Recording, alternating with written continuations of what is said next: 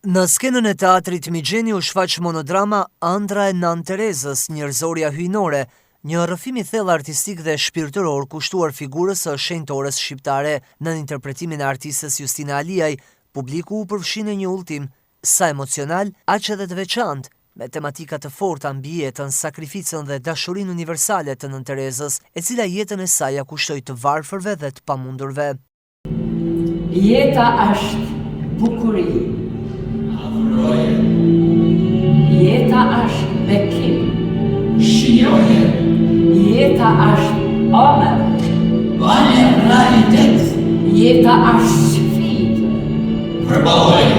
Jeta është detyrë. Krye. Jeta është premtim. Vlerësoje.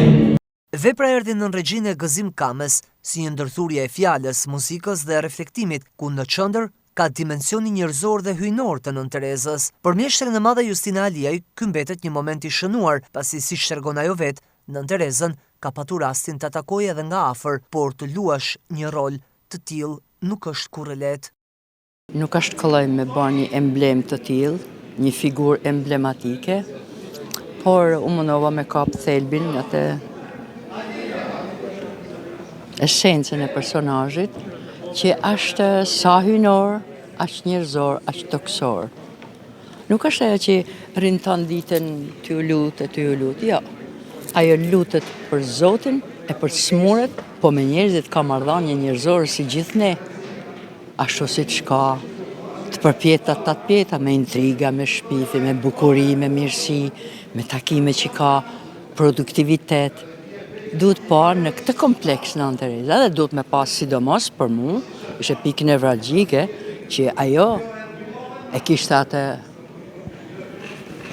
të vërtet thirrjen e brendshme. Ishte një devocion, ishte një mision i saj që si duket e lindur kështu, se nuk ka mundësi me ato kam ton shtrema, ai pati u kam shtrema. Vedin e ka lënë krejt në fund. Çfarë thotë ajo? Po ka dhe ma keqson. Është mision shumë i vështirë, unë do të thosha unik, e unë do të thosha që se dia mund t'jetë një e dytë si Nën Tereza. Shfaqja u prit me interes nga publiku, teksa fjalët dhe muzika përcollën mesazhe të forta dhe frymëzuese.